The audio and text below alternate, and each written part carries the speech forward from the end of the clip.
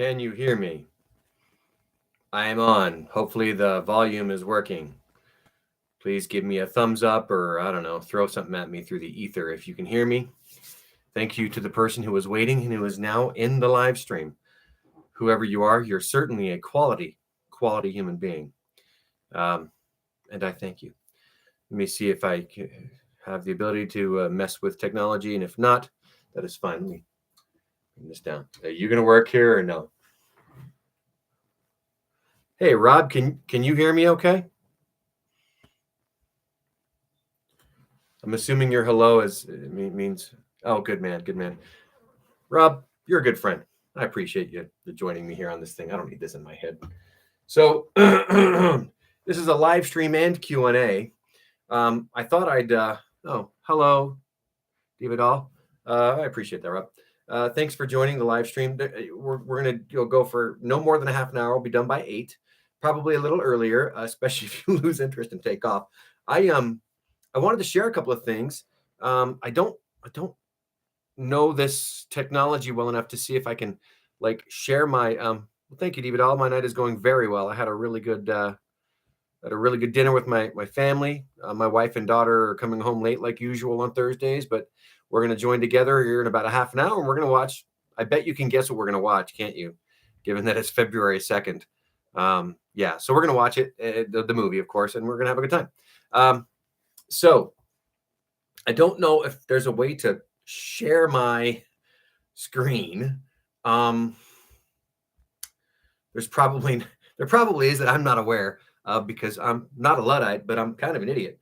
And sometimes Ned Ryerson, there it is, James. Yep. Ned Ryerson. Anyway, we love that movie so much. We quote it all the time. But I wanted to talk to you a little bit about what's going on right now in the author side, and I'm happy to answer questions. So feel free to ask questions down there in the comments, and feel free to make any comments you have. And I mean, we've got some accomplished folks and already here on the stream. James is a good old friend. We go way back. We were in the same church congregation ward in our church years ago, and have stayed in touch because he's a high quality human. Rob and I go back to back when he was a writer, and we argued on the internet, Twitter, for a while. It was really fun. And we've moved past arguing most of the time and to just, he's just a good dude. But he was a writer, and he's kind of retired from the writing, moved on to some other really cool things that he's doing. And I respect that very much. And I don't know you, David, all, but I'm glad to see you here. So let me tell you what's going on. So I've been writing for 40 something. I've been writing like for real, writing in a serious way since I was about 16 or 17. Oh, hi, Linnea. How are you? You're awesome. Linnea is great, everybody. Anyway, I've been writing pretty seriously since I was 16. I've been I was writing just anything I could think about. Poetry, really bad poetry. There's two kinds of poetry, in my opinion. I mean, there's certainly other categories under these, but the two broad categories of poetry are poetry that you share and poetry that you don't. Well, I made the mistake of sharing poetry that I shouldn't be sharing. And people said it was good, except it wasn't very good. But that's okay.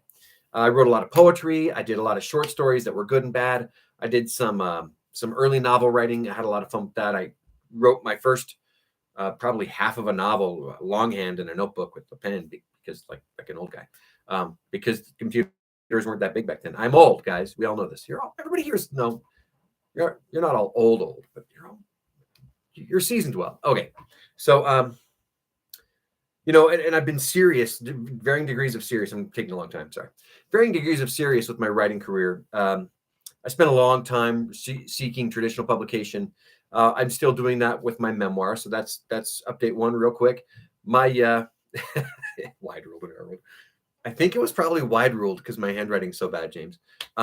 Anyway, I'm still seeking traditional publication for my memoir. So my memoir, I think, is in pretty good shape. I'm going to be sending it to a couple of folks who I really trust to read it for me, very kind, and then to give me feedback. I feel like it's good. I reread part of it recently, and I was like, this is actually pretty good. I recently pitched it in a conference, a virtual conference, to an agent who actually expressed some nice interest. And so I'll be sending it to that agent. Another agent who I pitched it to said, I have something almost exactly the same. I don't think that I should, ask about this one from you. I'm like, oh, that's weird. Somebody else who grew up in a cult. I mean, I guess cults were fairly ubiquitous for a while there. I think they're sort of around still. In any case, so I'm trying to get for traditional publication for the memoir because I feel like the story is really accessible and really interesting. I think that there's a lot of good impact it can have on a lot of people because of the way my life has been, starting out with the childhood that I did. And, I feel like I've made a lot of really bad mistakes and dumb mistakes that helped me, nice, that helped me learn, and kind of find my way through.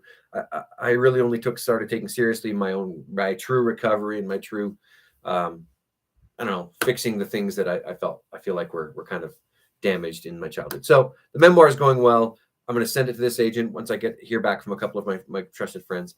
And Fuel to Refine Inspire, exactly. And I appreciate that, Linnea. So that's going great. But I also want to not just be spending time on my autobiographical stuff, except that's all I'm doing right now. But I'm doing it full bore because I'm going to move on to the other stuff really soon. I finished. So Beyond the Cabin was my first book that I published. I published in 2014, self-published, and then Finding Home, I self-published that 2 years ago. Said I was done with it. I thought that was the end of the story, but literally the week after I published it and said, this is it. In the shower, scenes came to me. And over the next few weeks and months, more scenes came to me and more deep internal conflict came to me. And I realized there was 2 more books. For a while, I worried there were 3, but it's just 2. It's 2 more books. So the third book is called Worlds Apart, and it's finished. The drafting is finished. It's a really good. The main drafting is done. There's a bit of revision and editing to do, but the main, drafting and early developmental edits, you could say, are complete. So I'm really excited about that. Carry Your Heart is the 4th and final book, and I'm 30,000 or so words into it. It's over 30,000 words. Today, I haven't actually written any new words that'll stick around. What's happening today is that I got to the 30,000 word point, and that's the point where I say, okay, is my outline holding up? And my outline is not entirely holding up, but it is mostly. It's informing the internal conflicts between the characters. Welcome to whoever just joined in. The outline is very, very helpful in keeping me on track with who the characters are and the journey they need to go on, what their goals and what their obstacles are. And I'm really excited about having the outline. That said, some scenes have been really coming to me, and a strengthened main objective for the main character, Josh, has come to me over the last little while as I've drafted. And today, a huge climactic scene just kind of rolled out upon me, and I'm really excited to do it. It's great. It's interesting because Beyond the Cabin is pure YA coming of age. Finding Home is pretty pure YA coming of age. YA being young adult coming of age. Worlds Apart is actually not as much coming of age as it is just contemporary fiction, semi-romance, but not entirely romance. But Carry Your Heart, the 4th book, is top to bottom structured in structure, in the way the character development happens. It's purely a romance.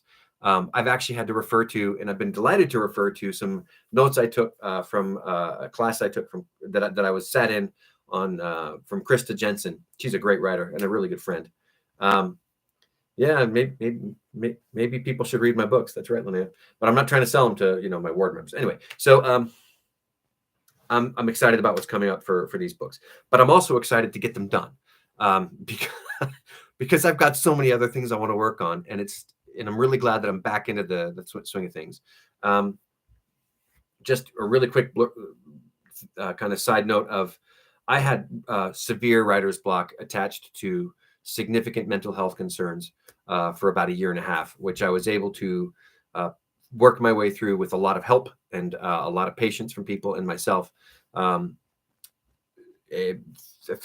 got kind of through that in about early October, which is it's a big blessing. And I honestly, Rob, I have to thank you for helping me be able to recognize when I needed the help that I needed.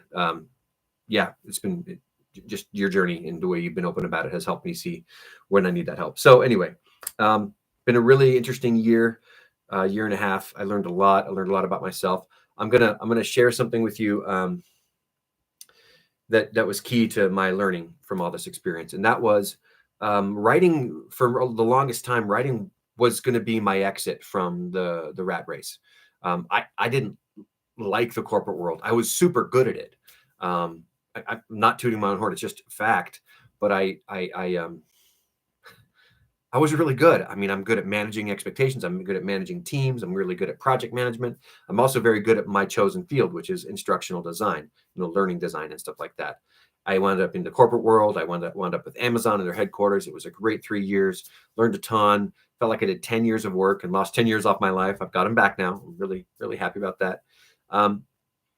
But writing was always the thing I was doing hungrily on the side with some sort of desperation, really, because I wanted out, and it was the only escape I could think of until until 2016, middle to end of 2016. I got back from a lot of travel and home and from really intense stuff at work, and my wife said, maybe we need to talk about me going to work. And I was like, frick, okay. So we talked about it. She went to law school. She's now a full-time lawyer. Because she's a full-time lawyer, I'm a stay-at-home dad, and as you all know, and I write books, and it's really fun, and I really enjoy it. The problem is that what was driving me to write was the deep desire I had to write, but there was a much more shallow reason that was really the more visible one, and that was to get the frick out of the rat race. So I needed to make money. I needed to publish and make money to get out of there, and that became the wrong motivation. And that motivation completely went away because my wife is the breadwinner now. So I had to do a lot of personal writing that nobody else will see until maybe I'm dead. 70 years from now, I don't know. So the writing really helped me figure out what my true motivation was. I also did a lot of vlogging for myself, just talking it through on videos and on recording. So again, that stuff that's not for sharing. Anyway, so my desire is to do good stories, write good stories because I love it, and I truly do. That really helped me get past the writing block too. Anyway, so what I'm doing now is I am actually going to be I actually have a consultation with with an author acquaintance who is very good at the author business. We've already had some brief interactions, and she's had some really important things, very helpful things already that have become clear to me. So tomorrow we're going to do a consult, and she's going to help me put together an actual plan to actually start to market my books better. Not like she's not going to help me with ads. She's going to help me figure out how to brand what I'm doing so that it can be sold and marketed to the right people. Just specifically, she said she went and looked at my website, and she looked at my Amazon author page and stuff, and she said, your books look really good, and I think she might have even read one. Oh yeah. Rob, that's a good point. As soon as you got in a position where you're family dependent, yeah. And honestly, I worry that might have become the case for me as well, if it had gotten to that point. So I'm excited that it's not going to be a thing. I'm very, very blessed. Honestly, my wife is so good. She's such a good lawyer. She's so sharp, so detail oriented. They love her at the firm, and she's just doing very well. So we are paying the bills. It's a little harder right now to pay the bills with this freaking inflation. But where was I? So what this friend who I'm going to consult with tomorrow pointed out is that my books are sort of all over the place. I mean, I feel like my overall brand, which isn't really a brand, it's just kind of me, is mostly adventure stories with heart. But truly, a third of my books is the Finding Home series, and that's going to be 4 books. Those aren't really adventure stories. I mean, they're sort of adventure stories. Finding Home is actually structured like a thriller, but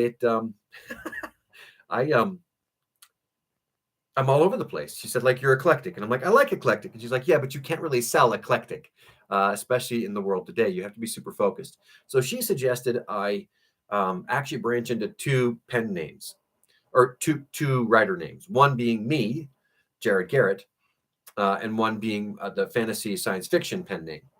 And I think that she's got a great point. I think she's got a really good idea there. And she's like, no, you actually have to go whole hog on that too. Like, you make a website for the SpecFic pen name.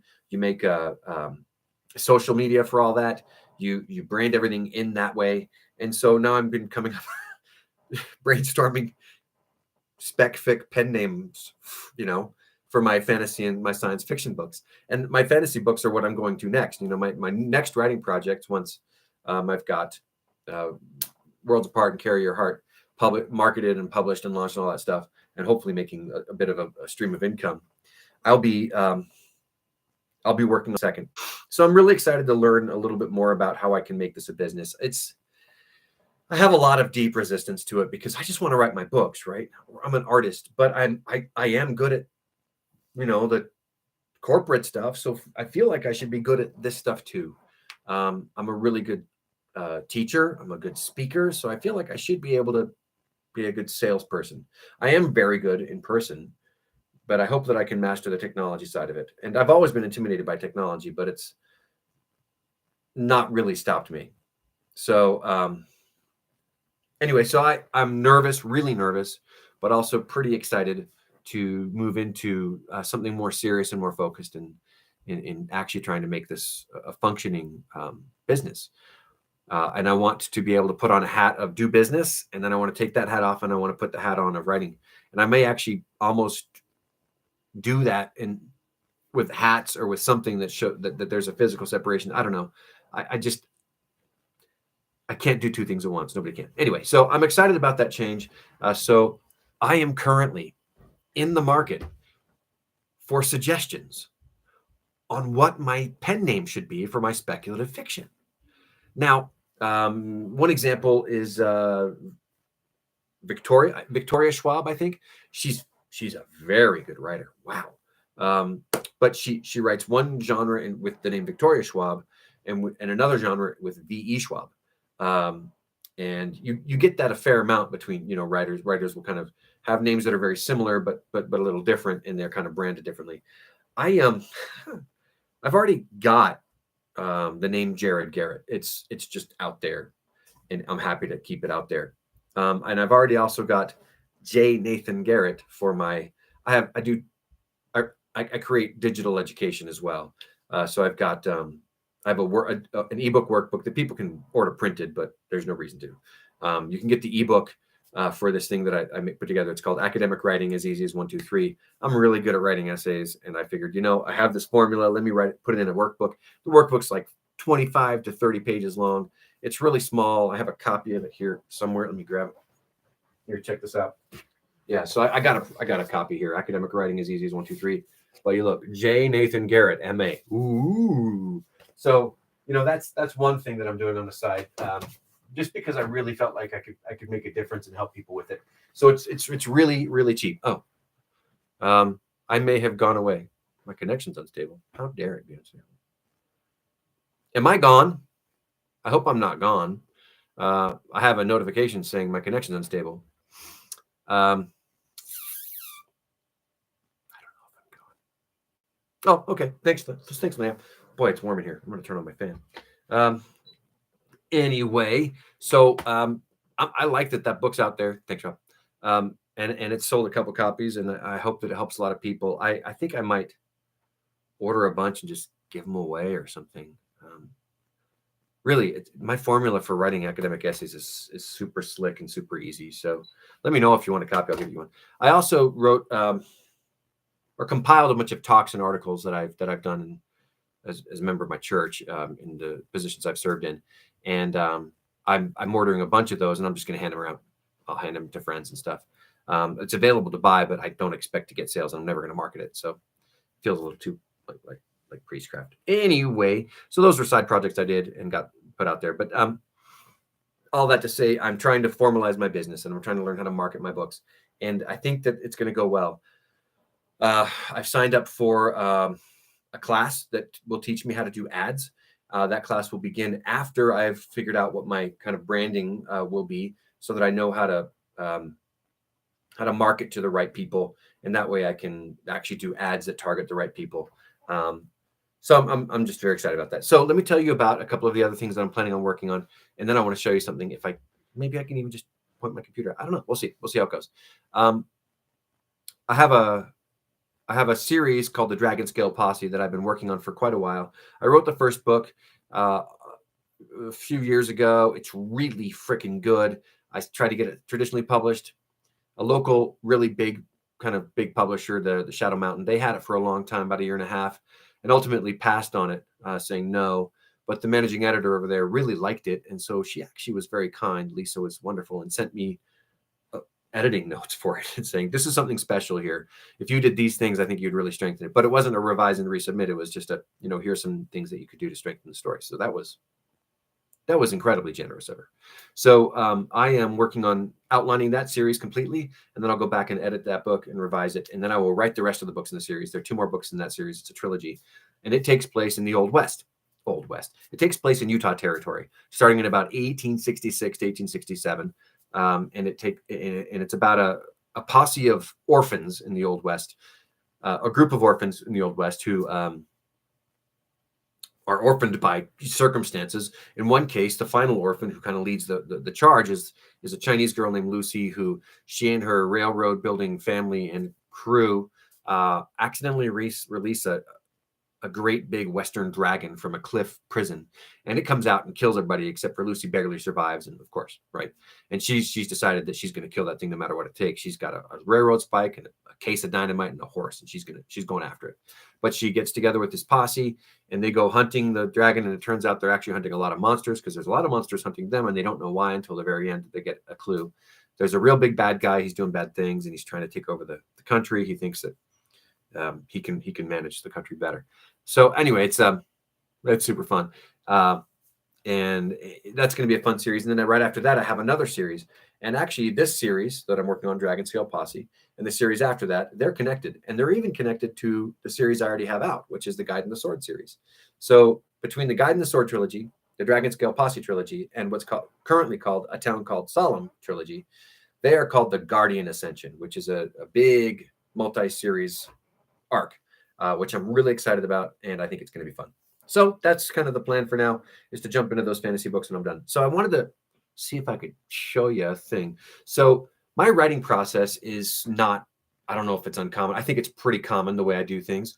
I like to outline, especially when I'm writing series. I feel like I've got to have a good outline for the whole thing before I can really dig into it. But in the case of the Finding Home series, Beyond the Cabin's been out for 8 years, and Finding Home has been out for 2 years. And I didn't think I was writing any more books. So I've had to be really careful to make sure I don't go off script, essentially, from those 2 books, but have to still expand and give characters beautiful things to do. So it's been really good to outline that. Anyway, but that's also why I'm not publishing book 3 until book 4 is done. I usually get to about the 20,000th word or the 30,000th word. And there's a lot of following my outline, but there's also a lot of free writing. I don't outline as detailed as, say, probably Brandon Sanderson or some other folks who are tight outliners. But I do give, the beats. I use Rob's brother's, Dan. I use his 7-point structure. It's really helpful for me, especially since I write pretty fast-paced books. So I make sure that's all there in my outline, and I start to give it. I usually outline my first few chapters, and then I kind of say, here are the objectives following this outline. Here's the pinches and stuff like that. But usually around when I hit 20,000 or 30,000 words, I will have to stop and say, okay, things have changed a little bit, and now I need to fix it. And so that's what I've done. Not fix it, but I've got direction now. So I actually hit. Let's see. I finished chapter 14 earlier last night. I did it last night. Let me see if I can turn this so you can see it. It's probably not going to work, but we're going to try. Oh, maybe you can see that. I don't know. All right. So what you see there is the last couple of sentences of chapter 16, I think I said. 14, excuse me. 14. And then I come to chapter 15, and it's actually just written a little bit and outlined. And then, as you see, chapter 16 comes right after, just what needs to happen there. Chapter 17 comes right after, what needs to happen there, and so on and so on. This is what I'm going to do. Before I start any more new words, I'm going to actually write down all the chapters and everything, or the main things that have to happen in those chapters. One of the reasons that this works for me is that it helps me have direction, and it helps me not get stuck, because I've worked out all the, the problems and how to fix them. But I also, as a writer, I feel a little too constrained when I have everything just laid out for me. I actually had a job years ago. I worked for Cengage and wrote a couple very short early reader books for them. And I had to really stick inside of some serious constraints, and I found it very challenging. It was ultimately rewarding, but it was quite hard. So anyway, strings for the sugar crystals to attach to. That's a good way to say it. I like that. This gives me a framework really for what I want to do, and it's going to help me cook through this pretty fast, actually. Plus, I'm really excited about where this book is going and how this is going to come together. I really love learning what I learned from Krista about romance structure. It's been really helpful. And I also, I may actually end up ordering a Viktorin Lesky's book, Romance Books for Dummies. Anyway, so that's kind of where I'm at, and that's what I'm excited about working on today.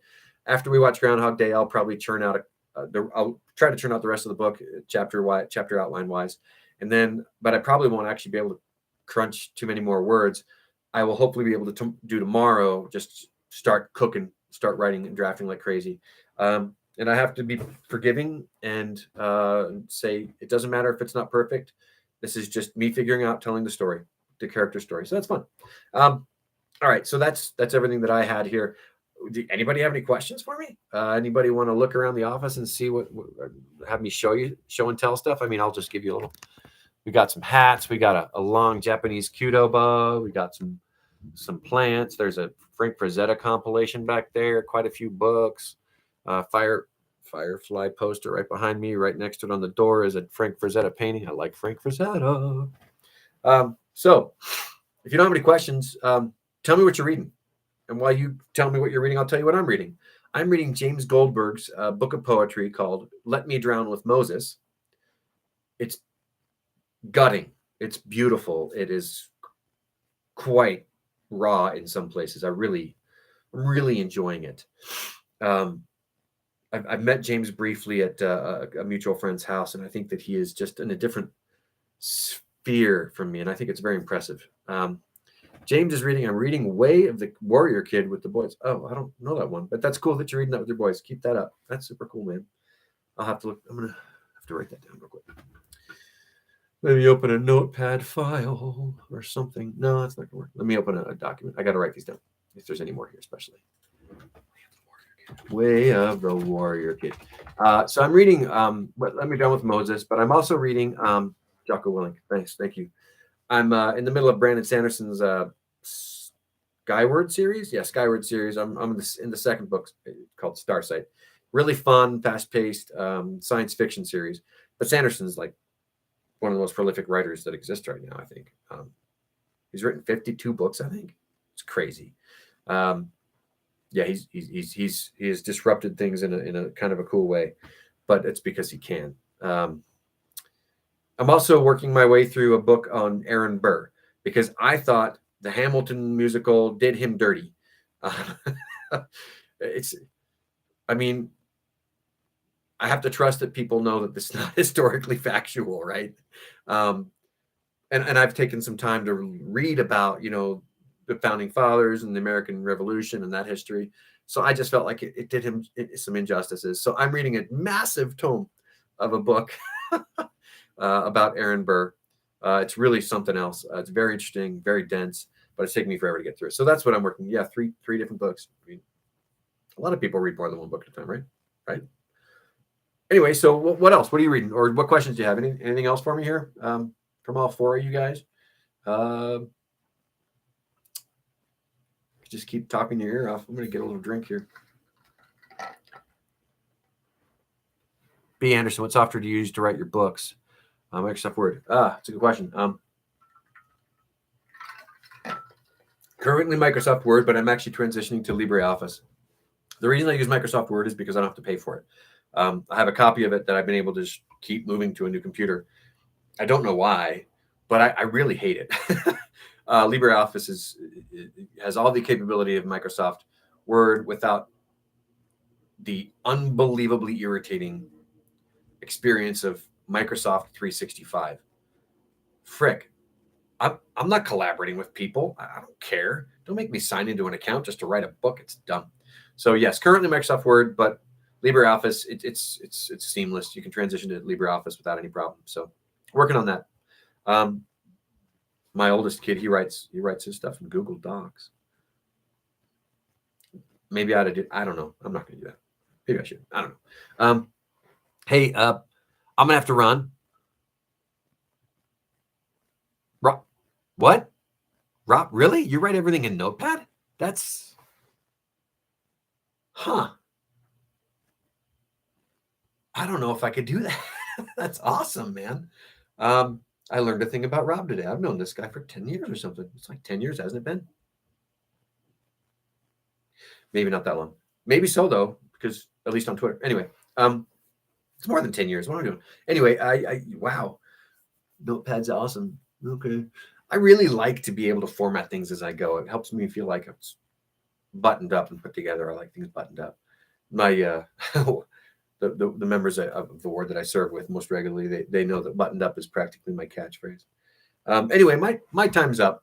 If you want to message or put into the contacts here, or the comments here, suggestions you have for a pen name for me for my speculative fiction category genre, let me know. Just comment there, and I'll look for it later. If you have any ideas for videos I should do here for the author channel, I'd love those as well. Oh, Rob uses it because it is a complete lack of formatting. That would hurt my brain, but you have a different brain from me, and that's super cool. I love to make it look pretty. Anyway, I like pretty things, man. I mean, hence my wife. Anyway, I gotta go. I gotta go watch Groundhog Day. I think my wife is probably home by now, or yep, she's home. So I got to get down there. And you guys are great. Thank you for tuning in. I'm gonna do this again in probably 2 weeks, maybe 3 weeks. So I'll do this and I'll do some other stuff. Let me know if you can think of anything else that I had to put on my channel. I'm trying to get to 10,000 subscribers. Thanks, guys. That's right. I got you, babe. I'm going to sign off. You've been awesome.